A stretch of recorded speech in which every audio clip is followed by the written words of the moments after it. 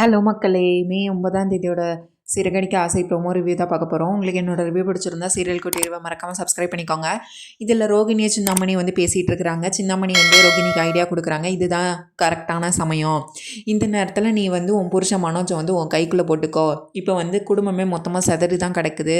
இந்த நேரத்தில் நீ வந்து உன் புருஷனை கைக்குள்ளே போட்டுக்கோ அப்படின்னு சொல்லிட்டு இருக்கிறாங்க.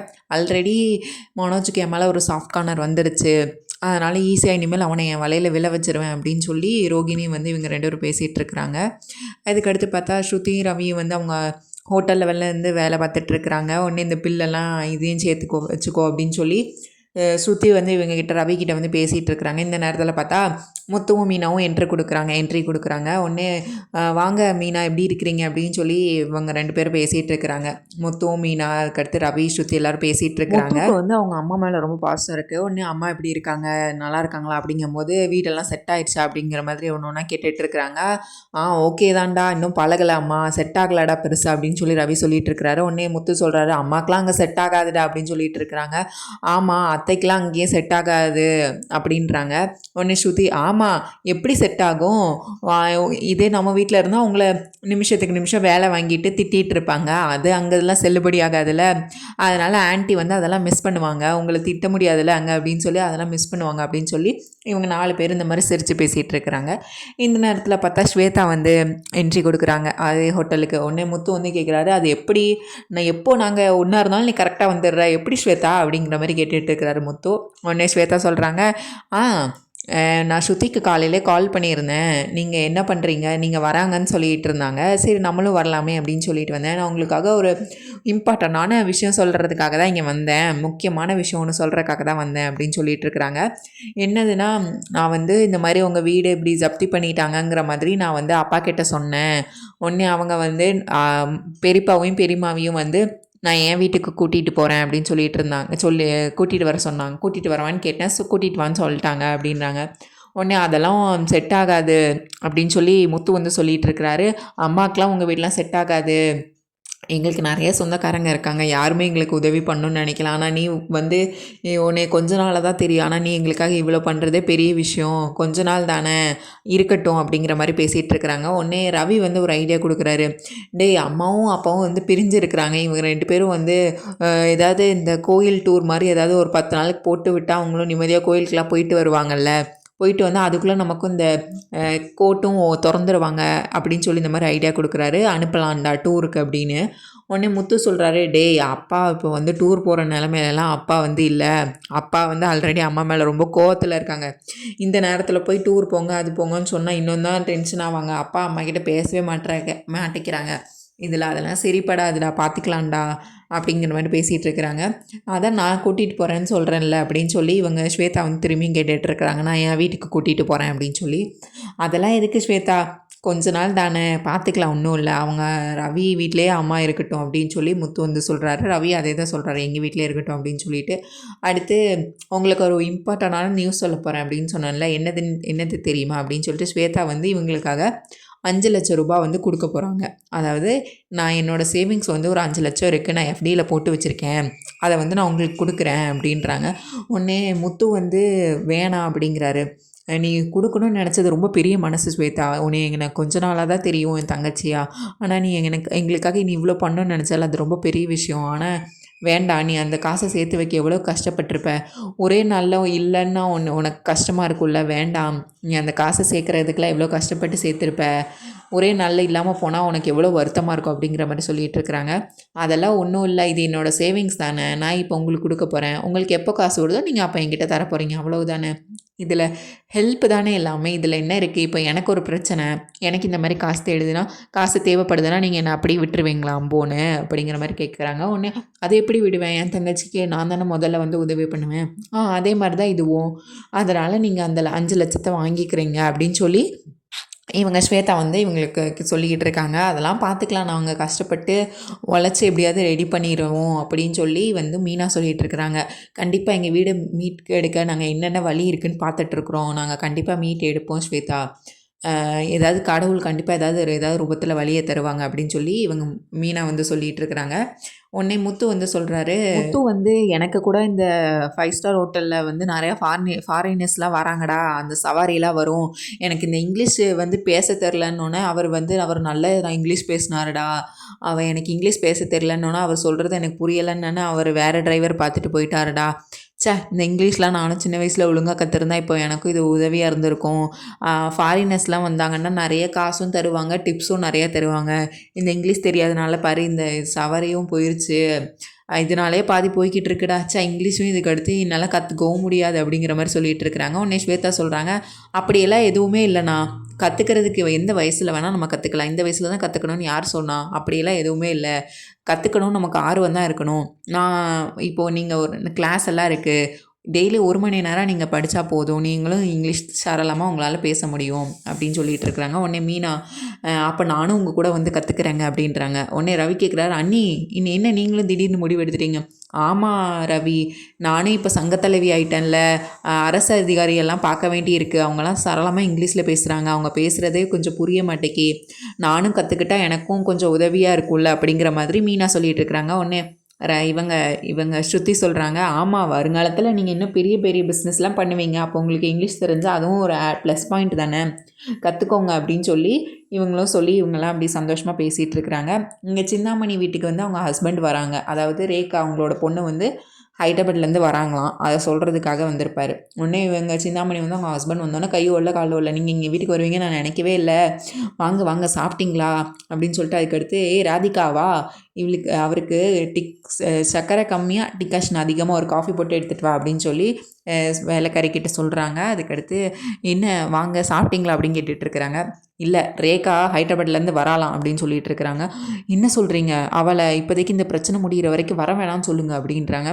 அவள் தான் ஓன் பொண்ணாச்சே, அவளுக்கு ஏதாவது சந்தேகம் வந்துடும், அந்த சத்யா திரும்பி அவள் வந்து காதலித்து திரும்பியும் ஊர் சுற்ற ஆரம்பிச்சிருவா, இந்த பிரச்சனைலாம் முடிகிற வரைக்கும் அவள் அங்கேயே இருக்கட்டும் அப்படின்னா, நம்ம இந்த மாதிரி பண்ணுறோன்னு தெரிஞ்சால் அவளுக்கு உண்மை தெரிஞ்சாலே அவள் வந்து கண்டிப்பாக வந்துடுவா, அந்த சத்யாவை முதல்ல நீங்கள் வேலையை விட்டு அனுப்புங்க அப்படின்னு சொல்கிறாங்க. அவனை வேலையை விட்டு அனுப்புனா மட்டும் அவளுக்கு சந்தேகம் வராதா அப்படின்னு சொல்கிறாங்க. சரி அதுக்கு தான் நான் ஒரு பிளான் வச்சுருக்கேன் வாங்க அப்படின்னு சொல்கிறாங்க. இந்த விஷயத்தில் நம்ம பொண்ணு விஷயத்தில் நீ என்ன சொன்னாலும் நான் உனக்கு துணையாக இருக்கிறேன், நீ சொல்கிறத கேட்குறேன் அப்படின்னு சொல்லி அவரோட புருஷன் வந்து இவங்க பக்கமே சாஞ்சிட்டாங்க, சிந்தாமணி பக்கமே சாஞ்சிட்டாங்க. மனோஜ் வந்து இங்கேயும் அவரோட ஷோரூமில் நடந்துக்கிட்டு இருக்காரு. சந்தோஷ் ப்ரோ வந்து நான் சொல்கிற பிளான் தான் நீ பண்ணணும் அப்படின்னு சொல்லிட்டு இருக்கிறாரு. அதுக்கடுத்து அந்த வேலைக்கு பார்க்குற இன்னொரு ஸ்டாஃப் அந்த பொண்ணு வந்து இல்லை நான் சொல்கிறது தான் நீங்கள் பண்ணணும் சார் அப்படின்னு சொல்லி 2 பேரும் இது பண்ணிகிட்டு இருக்கிறாங்க. ரோகிணி இந்த நேரத்தில் வராங்க. அவங்க ஏதோ ரோகிணி நினைக்கிறாங்க இந்த பிஸ்னஸ் ஏதோ முன்னேற்றுறதுக்கு ஏதோ பிளான் பண்ணிகிட்டு இருக்காங்க போல் அப்படின்னு நினச்சி இவங்க வெளியே நின்று பார்த்துட்டு இருக்கிறாங்க. உடனே சந்தோஷ் ப்ரோ இல்லை ப்ரோ காலங்காலமாக இதை யூஸ் பண்ணுறாங்க, நான் எல்லா ஷோரூமையும் விசாரிச்சிட்டேன் மனோஜ், இதுதான் பெஸ்ட் பிளான் அப்படிங்கிறாங்க. உடனே அந்த இன்னொரு பொண்ணு இருக்காங்கல்ல, ஐயோ சார் இது ஓல்டு பிளான் சார், இதெல்லாம் ஒரு பிளானா, நான் சொல்கிற பிளான் தான், இங்கே பாருங்கள் 2 பிளான் வச்சுக்கலாம், பிளான் ஏ பிளான் பின்னு, ஒன்று ஃபெயிலியர் ஆனால் கூட நம்ம பிளான் பி யூஸ் பண்ணி இது பண்ணலாம் சார் அப்படிங்கிற மாதிரி சொல்லிட்டு இருக்கிறாங்க. உடனே சந்தோஷ் ப்ரோ இங்கே பாருங்கள் பிளான் ஏ பிளான் பி அப்படிலாம் இருக்கக்கூடாதுடா, ஒரே ஒரு அல்டிமேட் பிளானு, ஒன்றை போடுறோம் தட்டுறோம் தூக்குறோம் அப்படி இருக்கணும் அப்படின்னு சொல்லி இவர் சொல்லிகிட்டு இருக்காரு. உடனே அதுக்கடுத்து அந்த எலியெல்லாம் என்னை நைட்டு தூங்கவே விடலை அப்படின்னு சொல்லிட்டு இருக்கிறாங்க. இப்போ தான் ரோஹிணிக்கு புரியுது, எலியை பிடிக்கிறத பற்றி இவங்க பேசிகிட்டு இருக்காங்களா அப்படின்னு சொல்லிட்டு. அதுக்கடுத்து கேட்கப்புக்கேன்னு சிரிக்கிறாங்க ரோகிணி. நீ எப்போ ரோகிணி வந்த அப்படின்னு கேட்குறாங்க. உடனே அதுக்கடுத்து சரிடா நான் கருவாடை மாட்டுறோம், அப்படி இல்லைனா தேங்காய் பத்தையை வைக்கிறோம் அப்படின்னு சொல்லி அந்த சந்தோஷ் ப்ரோ வந்து சொல்லிகிட்டு இருக்கிறாங்க. உடனே ரோகிணி நேரத்தை சிரிச்சுட்டு இருக்கும்போது நீ எப்போ ரோகிணி வந்த அப்படின்னு கேட்டுட்ருக்குறாங்க. நீங்கள் தீவிரமாக பிளான் பண்ணிகிட்டு இருந்தீங்களா, நான் அப்போவே வந்துட்டேன் அப்படின்னு சொல்லி ரோகிணி வந்து பேசிகிட்டு இருக்கிறாங்க. சரி ப்ரோ நீ முதல்ல போய் கருவாடு வாங்கிட்டு வா ப்ரோ, இன்றைக்கி அந்த எலியக்கு நம்ம ஒரு முடிவு கட்டுறோம் அப்படின்னு சொல்லிகிட்டு இருக்கிறாங்க. என்ன மனோஜ் நீ ஏன் மனோஜ் இங்கே வந்து இருக்கிற, நீ ஏன் இங்கே வந்து கஷ்டப்படுற அப்படின்னா, ஆமாம் அம்மா ரவி ஸ்ருதியோடு போயிட்டாங்க, அப்பா மீனா முத்துவோடு போயிட்டாங்க, அப்போ நான் எங்கே போகிறது, நான் எனக்கு இங்கே ஷோரூமில் தானே இருக்கணும் அப்படின்றாங்க. நீ என் வீட்டுக்கு வந்திருக்கலாமே. ஆமாம் ஆல்ரெடி அம்மா உன் மேலே கோவத்தில் இருக்காங்க, இப்போ நான் வேறு உன் வீட்டில் வந்து தங்கவா அப்படின்னாங்க. அப்போ ஏதாவது ஹோட்டலில் தங்கியிருக்கலாம்ல மனோஜ் அப்படின்னு சொல்கிறாங்க. ஹோட்டல்லையா, அதுக்கு வேறு தனியாக காசு செலவாகும், அதுக்கு இங்கேயே ஷோரூம்லேயே நல்லபடியாக இருக்கலான்னு தான் நான் இங்கே வந்தேன், இதுக்கு தேவையில்லாமல் காசு செலவு பண்ணணும்னு அப்படின்னு சொல்லிகிட்டு இருக்கிறாங்க. ஒன்று அதுக்கடுத்து எலியை பிடிக்கிறதெல்லாம் ஒரு மேட்ரா அப்படின்ட்டு இருக்காங்க. நீ வந்து தங்கிப்பாரு அப்போ தான் உனக்கு புரியும் அப்படின்னு சொல்கிறாங்க. இவனே ஒரு நல்ல பிளானாக போட்டு கொடுக்குறான், பேசாமல் இங்கே வந்து தங்கி இவனை நம்ம கைக்குள்ளே போட்டுக்க வேண்டியதான் அப்படின்னு நினச்சி, சரி மனோஜ், இன்றைக்கி நைட்டு நான் வந்து உன் கூடயே தங்குறேன் அப்படின்னு, எனக்கு நீ இருக்கிற இடம் எதுவாக இருந்தால் என்ன, நான் உன் கூடயே வந்து தங்குறேன், அந்த எலியை பிடிக்கிறதுக்கு ஒரு சூப்பர் பிளானோட வரேன் அப்படின்னு நினைக்கிறாங்க. மாட்ட போகிறது எலி இல்லை, மனோஜ் தான். மனோஜுக்கு தெரியாது. விஜயா வந்து ஸ்ருதி வீட்டில் இங்கேயும் அங்கேயும் நடந்துட்டு இருக்கிறாங்க. அவங்களுக்கு நேரமே போகலை. எவ்வளோ நேரம் தான் தூங்குவாங்க. இங்கேயும் எங்கேயும் நடந்துட்டு சரி மொட்டை மாடிக்கு போகலான்னு வராங்க. மாடிக்கு வந்துட்டு இருக்கிறாங்க. உடனே ஸ்ருதியோட அம்மா வராங்க. வந்துட்டு, என்ன சம்மந்தி, நல்லா தூங்குனீங்களா, நல்லா சாப்பிட்டீங்களா, தூங்குங்க வேண்டியதானே அப்படின்றாங்க. எவ்வளோ நேரம் தான் நானும் தூங்குறது, நான் சும்மா அப்படியே மாடிக்கு போகிறேன் அப்படின்னு சொல்கிறாங்க.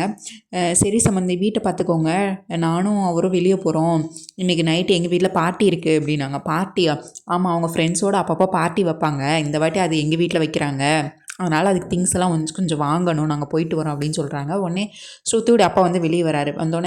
உடனே இவங்க 2 பேரும் படிக்கிட்ட போயிட்டாங்க, இறங்க போயிட்டாங்க.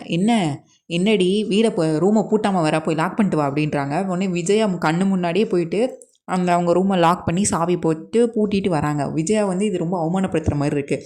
விஜயா வந்து மனசுக்குள்ளே நினைக்கிறாங்க, நான் என்ன உன் வீட்டில் திருடவாடி போகிறேன், உன் ரூமுக்குள்ளே போய் ஏதாவது திருடிட்டா வரப்போகிறேன், என்ன என் மேலே ஒரு நம்பிக்கை இல்லாமல் இப்படி பண்ணுற இவ அப்படின்னு சொல்லி, இவங்க 2 பேரும் வெளியே போனதுக்கப்புறம் அவங்களோட டியரஸ்ட் ஃப்ரெண்டுக்கு வந்து விஜயா கால் பண்ணுறாங்க.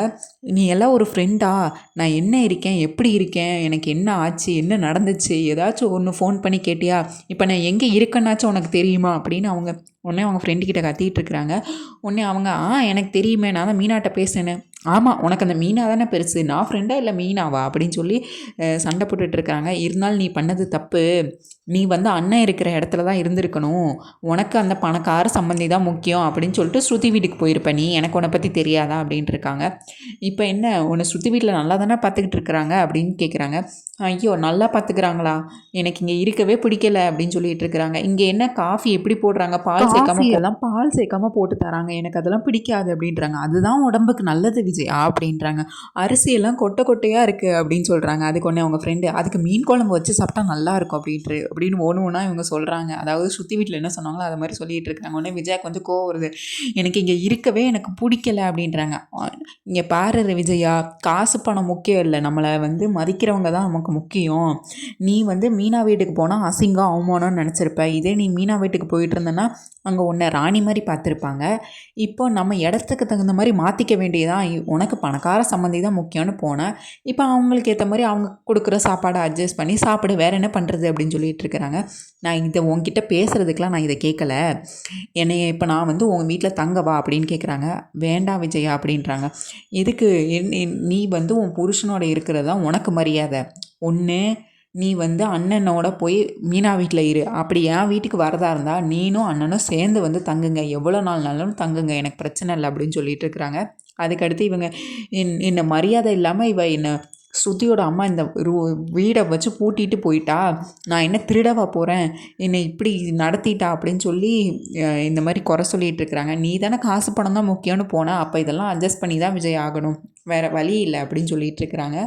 உடனே அதுக்கடுத்து, இப்போ நான் ஒரு ஃப்ரெண்டாக உன்கிட்ட கேட்குறேன், நான் உன் வீட்டில் வந்து தங்கலாமா வேண்டாமா அப்படின்னு கேட்குறாங்க. நான் இப்போவும் திரும்பியும் சொல்கிறது தான், நீ அண்ணனோட வரையா, எப்போனாலும் என் வீட்டுக்கு வா, நீ மட்டும் வர, அப்படி வந்து நீ மட்டும் வரான்னா வர வேண்டாம், அப்படி உனக்கு மரியாதை இருக்கணும்னா நீ அண்ணன் இருக்கிற இடத்துல போய் இரு, அதுதான் உனக்கு மரியாதை, அதுதான் உனக்கு நல்லதும் கூட அப்படின்னு சொல்லிட்டு இருக்கிறாங்க. உடனே விஜயாவுக்கு வந்து கோருது. காசு பணம் இல்லாதப்போ தான் தெரியுது யார் குணம் எப்படி எப்படின்னு, இப்போ நல்லா தெரியுது, காசு பணம் இருந்தால் தான் நீ என்கிட்ட நல்லபடியாக பழகுவல்ல அப்படின்னு சொல்லிட்டு உடனே கோவத்தில் ஃபோனை கட் பண்ணுறாங்க. உடனே இவங்க ரோகிணி பார்த்தா இவங்களுக்கு வந்து பிரியாணி வாங்கிட்டு வந்திருக்காங்க. உடனே மனோஜ் வந்து அவங்க அம்மா ஞாபகம் வருது. என் அம்மாவுக்கு பிரியாணின்னா ரொம்ப பிடிக்கும். ரோகிணி சொல்கிறாங்க, மனோஜ் இப்போ உன் அம்மா வந்து அந்த ஸ்ருதி வீட்டில் தான் இருக்கிறாங்க, அவங்க ரொம்ப பணக்காரங்க, உங்கள் அம்மாவை நல்லபடியாக தான் பார்த்துப்பாங்க அப்படின்னு சொல்லி இவங்க சமாதானப்படுத்திட்டு இருக்கிறாங்க மனோஜை. ஒன்று இங்கே பார்த்தா நைட்டு பார்ட்டியில் வந்து எல்லோரும் குடிச்சிட்டு டான்ஸு அது பாட்டு பாடிட்டு இருக்கிறாங்க. அதுக்கடுத்து விஜயை வந்து டான்ஸ் ஆடுங்கன்னு சொல்லிட்டு குடிச்சிட்டு 4-5 ஜென்ஸ் எல்லாம் சேர்ந்து ஆடுங்கன்னு சொல்லி இது பண்ணுறாங்க. உடனே ஆடுங்க சம்மந்தின்னு சொல்லி ஸ்ருதியோட அம்மாவும் பண்ணுறாங்க. உடனே இவங்களுக்குலாம் வந்து இது அவமானப்படுத்துகிற மாதிரி இருக்குது. இப்போ தான் வந்து விஜயா வந்து உணர்றாங்க, நான் என் வீட்டில் எப்படி ராணி மாதிரி இருந்தேன், ஏதோ அடைக்கலம் கேட்டு வீட்டுக்கு வந்த மாதிரி என்னை எப்படி இவ்வளோ கேவலமாக நடத்துகிறேன், நான் என்ன பொண்ணாக கொடுத்துருக்கேன், நான் என் பையனை கொடுத்த வீட்டுக்கு தானே வந்திருக்கேன், என்னை எல்லோரும் என்ன இப்படி நடத்துகிறாங்க அப்படின்னு சொல்லி விஜயா வந்து அழுதுகிட்டே ரூமில் உட்காந்து அழுகிறாங்க. எனக்கு இப்படி ஒரு நிலமையா அப்படின்னு சொல்லி அழுதுட்டுருக்குறாங்க.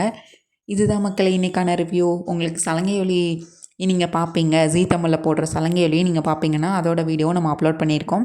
ஸோ மறக்காமல் பாருங்கள். உங்களோட சப்போர்ட் எனக்கு என்றைக்குமே தேவை. லைக் பண்ணுங்கள், ஷேர் பண்ணுங்கள், சப்ஸ்கிரைப் பண்ண மறக்காதீங்க. தேங்க்யூ மக்களே. நன்றி. நாளை சந்திக்கிறேன். Bye bye.